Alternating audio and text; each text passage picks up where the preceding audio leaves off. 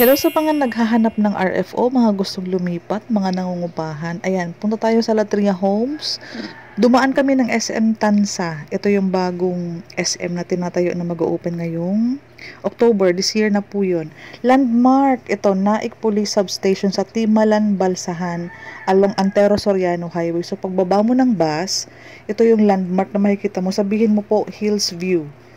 And then po, makikita mo yan, itong mga 4-lane road na ito.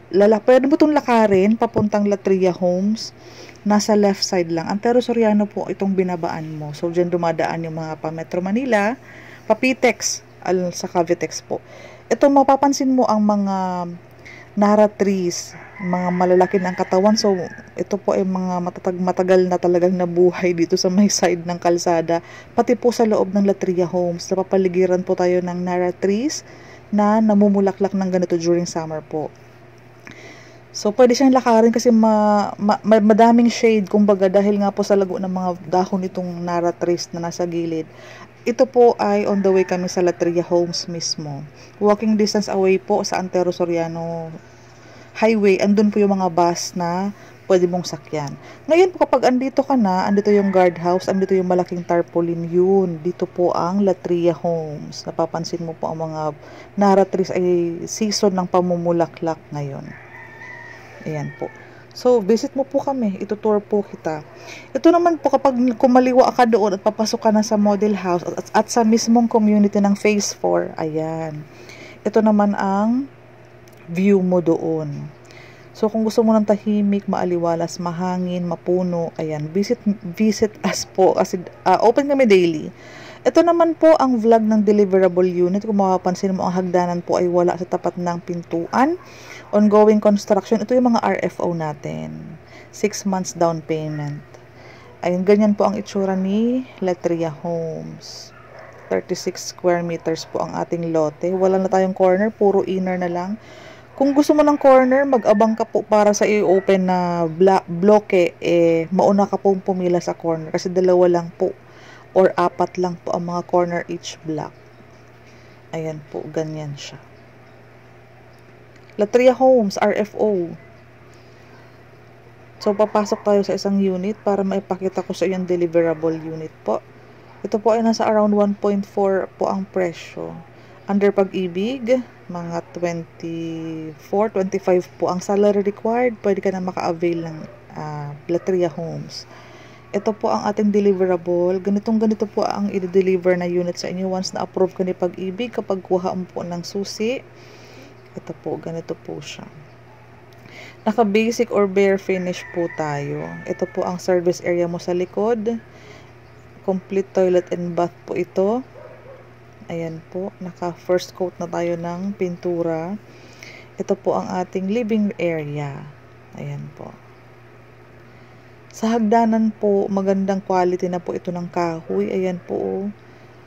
Ang space nito is hindi siya matarik, hindi siya makitid. Sakto lang po. Naka-open layout po ang ating second floor para masunod anong gusto mong hati ng rooms. The moment na ma-receive mo ang susi, pwede ka na po mag-start ng pagpapaayos ng loob ng bahay. Meron kaming model house kung saan pwede kong ipakita sa inyo ang mga dress-up unit. Pwede mo pong ipagaya alinman sa dalawang inspiration ng dress-up model. Naka 60,000 discount po kami sa cash down payment. Imbis po 213,000 ang down payment, magiging 153 na lamang po kung ito po ay ika-cash nyo within 30 days after mo mag-reserve. Opo. At least po makaka-save up ka ng 60k, pwede na pong budget yun sa pagpapaayos ng bahay once ma-turnover na po.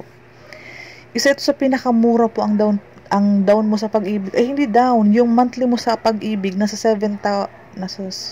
kulang-kulang 8,000 lang po ang monthly natin dito. I-discuss ko sa iyo mamaya. Tawagan mo ako, i-message mo ako para sa mga requirements, ano yung latest updated price, ano yung available sa mapa. Ayan. May mga ibang vlog pa ako. So, sana ay ma-check mo yung Latria Homes kasi may mga iba't ibang unit akong na-vlog para dito. Ito yung way out natin papuntang Antero Soriano Highway. pwedeng lakarin po ito. Malapit ito sa mga pamilihan, wet market, dry market, meron na po dyan.